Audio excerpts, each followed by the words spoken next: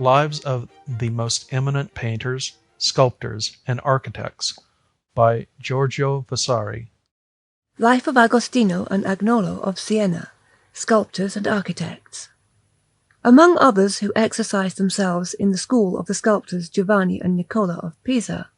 Agostino and Agnolo, sculptors of Siena, of whom we are at present about to write the life, became very excellent for those times.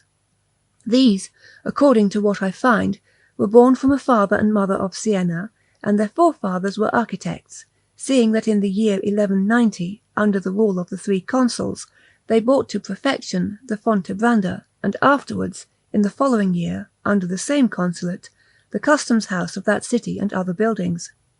And in truth it is clear that very often the seeds of talent germinate in the houses where they have lain for some time, and throw out shoots which afterwards produce greater and better fruits than the first plants had done. Agostino and Agnolo, then, adding great betterment to the manner of Giovanni and Niccola of Pisa, enriched the art with better design and invention, as their works clearly demonstrate. It is said that the aforesaid Giovanni, returning from Naples to Pisa in the year 1284, stayed in Siena in order to make the design and foundation for the façade of the Duomo, wherein are the three principal doors,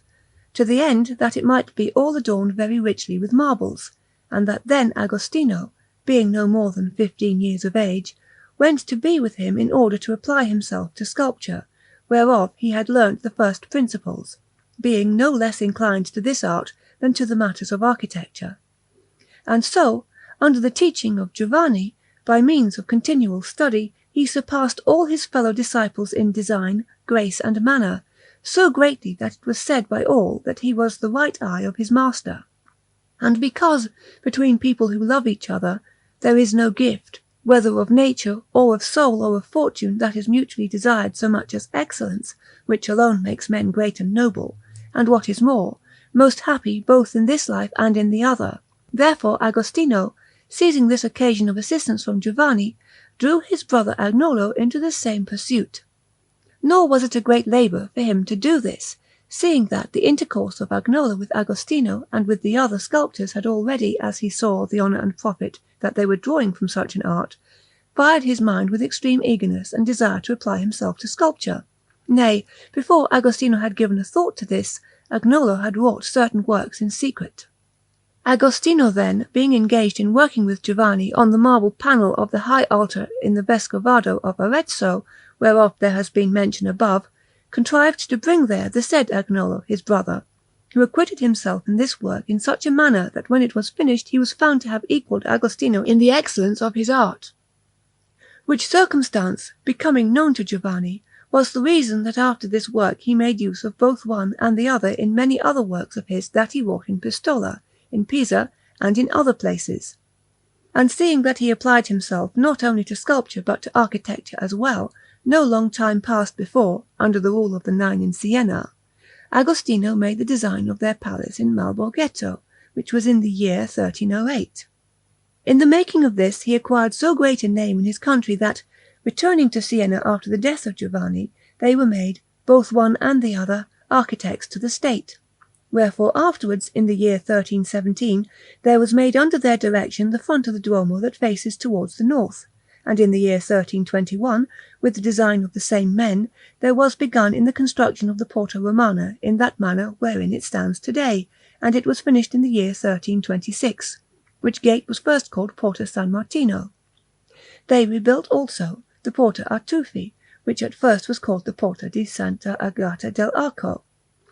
In the same year, with the design of the same Agostino and Agnolo, there was begun the church and convent of San Francesco in the presence of Cardinal de Gaeta, apostolic legate. No long time after, by the action of some of the Tolomei who were living as exiles at Orvieto, Agostino and Agnolo were summoned to make certain sculptures for the work of Santa Maria in that city, wherefore going there, they carved some prophets in marble which are now, in comparison with the other statues in that façade, the finest and best proportioned in that so greatly renowned work. Now it came to pass in the year 1326, as has been said in his life, that Giotto was called by means of Charles, Duke of Calabria, who was then staying in Florence, to Naples, in order to make some things for King Robert in Santa Chiara and other places in that city. wherefore Giotto, passing by way of Orvieto on his way to Naples, in order to see the works that had been made and were still being made there by so many men, wished to see everything minutely.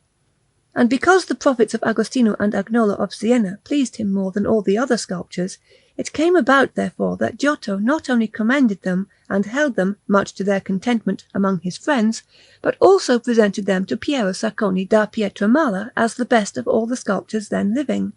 for the making of the tomb of Bishop Guido, Lord and Bishop of Arezzo, which has been mentioned in the life of Giotto himself. And so then Giotto, having seen in Orvieto the works of many sculptors, and having judged the best of these to be those of Agostino and Agnolo of Siena, this was the reason that the said tomb was given to them to make, in that manner, however, wherein he had designed it, and according to the model which he himself had sent to the said Piero Saccone. Agostino and Agnolo finished this tomb in the space of 3 years, executing it with much diligence, and built it into the church of the Vescovado of Arezzo, in the chapel of the Sacrament. Over the sarcophagus, which rests on certain great consoles carved more than passing well, there is stretched the body of that bishop in marble, and at the sides are some angels that are drawing back certain curtains very gracefully. Besides this, there are carved in half relief, in compartments, 12 scenes from the life and actions of that bishop, with an infinite number of little figures. I will not grudge the labour of describing the contents of these scenes, to the end that it may be seen with what great patience they were wrought, and how zealously these sculptors sought the good manner. In the first is the scene when, assisted by the Ghibelline party of Milan, which sent him money and 400 masons, he is rebuilding the walls of Arezzo all anew, making them much longer than they were, and giving them the form of a galley.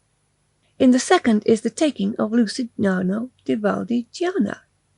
In the third, that of Chiusi. In the fourth, that of Fonzoli. Then a strong castle above Poppi, and held by the sons of the Count of Battifoli. The fifth is when the castle of Rondine, after having been many months besieged by the Aretines, is surrendering finally to the bishop. In the sixth is the taking of the castle of Buccini in Vildano. The seventh is when he is taking by storm the fortress of Caprese, which belonged to the Count of Romena, after having maintained the siege for several months. In the eighth, the bishop is having the castle of Laterino pulled down and the hill that rises above it cut into the shape of a cross, to the end that it may no longer be possible to build a fortress thereon. In the ninth, he is seen destroying Monte Sansovino and putting it to fire and flames, chasing from it all the inhabitants. In the 11th is his coronation, wherein are to be seen many beautiful costumes of soldiers on foot and on horseback, and of other people.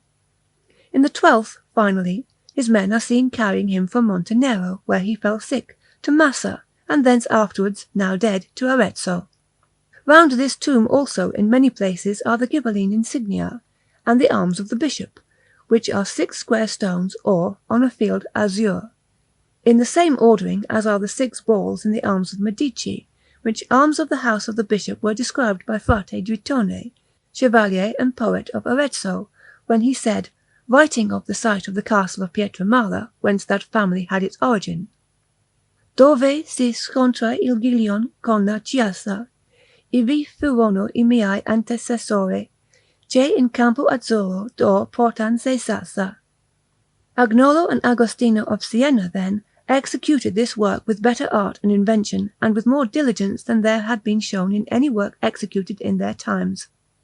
And in truth, they deserve nothing but infinite praise, having made therein so many figures and so great a variety of sites, places, towers, horses, men, and other things, that it is indeed a marvel. And although this tomb was in great part destroyed by the Frenchmen of the Duke of Anjou, who sacked the greater part of that city in order to take revenge on the hostile party for certain affronts received, none the less it shows that it was wrought with very good judgment by the said Agostino and Agnolo, who cut on it, in rather large letters, these words: Hoc opus fecit Magister Augustinus et Magister Angelus de Senis.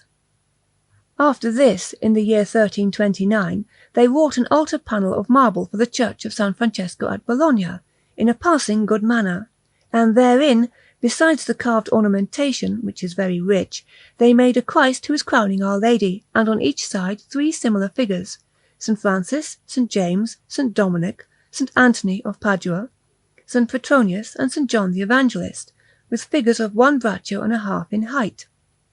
Below each of the said figures is carved a scene in low relief from the life of the saint that is above,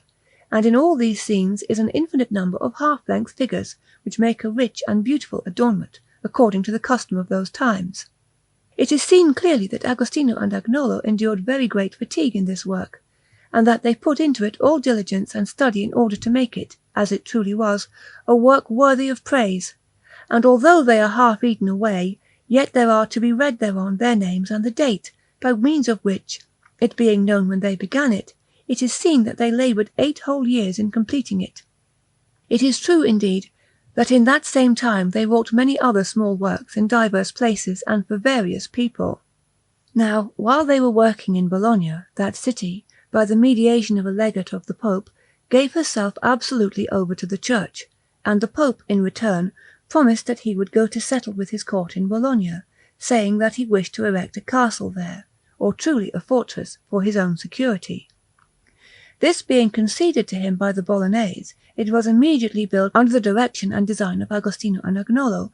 but it had a very short life, for the reason that the Bolognese, having found that the many promises of the Pope were wholly vain, pulled down and destroyed the said fortress with much greater promptness than it had been built.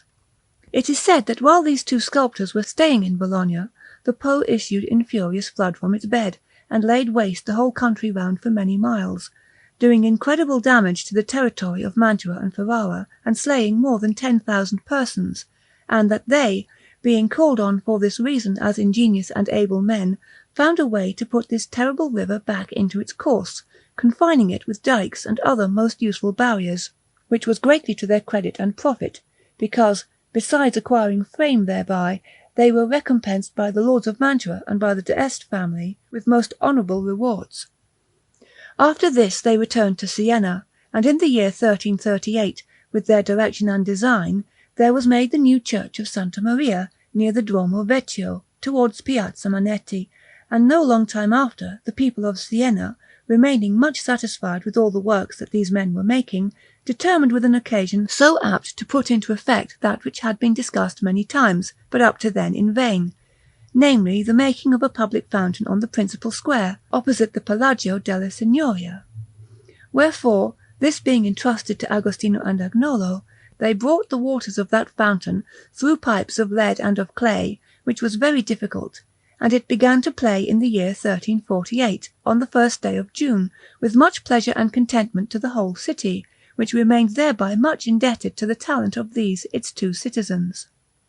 About the same time there was made the great council chamber in the municipal palace, and so too, with the direction and design of the same men, there was brought to its completion the tower of the said palace in the year 1344, and there were placed thereon 2 great bells, whereof they had one from Grosseto and the other was made in Siena. Finally, while Agnolo chanced to be in the city of Assisi, where he made a chapel and a tomb in marble in the lower church of San Francesco for a brother of Napoleone Orsino, a cardinal and a friar of St. Francis, who had died in that place, Agostino, who had remained in Siena in the service of the state, died while he was busy making the design for the adornments of the said fountain in the square, and was honourably buried in the Duomo. I have not yet found, and cannot therefore say anything about the matter, either how or when Agnolo died, or even any other works of importance by their hand, and therefore let this be the end of their life. Now, seeing that it would be without doubt an error in following the order of time, not to make mention of some who, although they have not wrought so many works that it is possible to write their whole life, have none the less contributed betterment and beauty to art and to the world, I will say, taking occasion from that which has been said above about the Vescovado of Arezzo and about the Pieve, that Pietro and Paolo, goldsmiths of Arezzo, who learnt design from Agnolo and Agostino of Siena, were the first who wrought large works of some excellence with the chasing tool, since, for an archpriest of the said Pieve of Arezzo, they executed a head in silver as large as life, wherein was placed the head of St. Donatus, bishop and protector of that city, which work was worthy of nothing but praise, both because they made therein some very beautiful figures in enamel and other ornaments, and because it was one of the first works, as it has been said, that were wrought with the chasing tool. About the same time, the Guild of Calimara in Florence caused Maestro Cione, an excellent goldsmith, to make the greater part, if not the whole, of the silver altar of San Giovanni Battista, wherein are many scenes from the life of that saint embossed on a plate of silver, with passing good figures in half relief, which work, both by reason of its size and of its being something new, was held marvellous by all who saw it. In the year 1330, after the body of St. Zanobi had been found beneath the vaults of San Reparata, the same Maestro Cione made a head of silver to contain a piece of the head of that saint, which is still preserved today in the same head of silver and is borne in processions, which head was then held something very beautiful, and gave a great name to its craftsman, who died no long time after, rich and in great repute. Maestro Cione left many disciples, and among others Forzore di Spinello of Arezzo, who wrought every kind of chasing very well, but was particularly excellent in making scenes in silver enamelled over fire, to which witness is borne by a mitre with most beautiful adornments in enamel, and a very beautiful pastoral staff of silver, which are in the Vescovado of Arezzo. The same man wrought for Cardinal Galeotto di Pietramala many works in silver that remained after his death with the friars of La Vernia, where he wished to be buried. There, besides the wall that was erected in that place by Count Orlando, Lord of Chiusi, a small town below La Vernia, the Cardinal built the church, together with many rooms in the convent and throughout that whole place, without putting his arms there or leaving any other memorial. A disciple of Maestro Cione, also, was Leonardo di Ser Giovanni, a Florentine, who wrought many works in chasing and soldering, with better design than the others before him had shown, and in particular the altar and panel of silver in San Jacopo at Pistoia, in which work, besides the scenes, which are numerous, there was much praise given to a figure in the round that he made in the middle, representing St. James, more than 1 braccio in height, and wrought with so great finish that it appears rather to have been made by casting than by chasing. This figure is set in the midst of the said scenes on that panel of the altar, round which is a frieze of letters in enamel, that run thus: Ad honorem Dei et Sancti Jacobi Apostoli, hoc opus factum fuit tempore Domini Franc Pani dictae operari sub anno 1371, per me Leonardum Sergio de Floren orific. Now, returning to Agostino and Agnolo, they had many disciples who, after their death, wrought many works of architecture and of sculpture in Lombardy and other parts of Italy, and among others Maestro Jacopo Lanfrani of Venice, who founded in San Francesco of Imola, and wrought the principal door in sculpture, where he carved his name and the date, which was the year 1343. And at Bologna, in the church of San Domenico, the same Maestro Jacopo made a tomb in marble for Giovanni Andrea Calduino, Doctor of Laws and Secretary to Pope Clement VI, and another, also in marble and in the said church, very well wrought, for Taddeo Pepoli, Conservator of the people and of justice in Bologna. And in the same year, which was the year 1347, or a little before, this tomb being finished, Maestro Jacopo went to his native city of Venice and founded the church of Sant' Antonio, which was previously of wood, at the request of a Florentine abbot of the ancient family of the Abbati, the Doge being Messer Andrea Dandolo. This church was finished in the year 1349. Jacobello and Pietro Paolo, also, Venetians and disciples of Agostino and Agnolo, made a tomb in marble for Messer Giovanni da Lignano, Doctor of Laws, in the year 1383, in the church of San Domenico at Bologna. All these and many other sculptors went on for a long space of time following one and the same method, in a manner that with it they filled all Italy. It is believed also that the Pesarese, who besides many other works built the church of San Domenico in his native city, and made in sculpture the marble door with the 3 figures in the round, God the Father, St. John the Baptist, and St. Mark, was a disciple of Agostino and Agnolo, and to this the manner bears witness. This work was finished in the year 1385. But, seeing that it would take too long if I were to make mention minutely of the works that were wrought by many masters of those times in that manner, I wish that I have said of them thus in general, should suffice me for the present, and above all, because there is not any benefit of much account for our arts from such works. Of the aforesaid, it has seemed to me proper to make mention because, if they do not deserve to be discussed at length, yet on the other hand, they were not such as to need to be passed over completely in silence.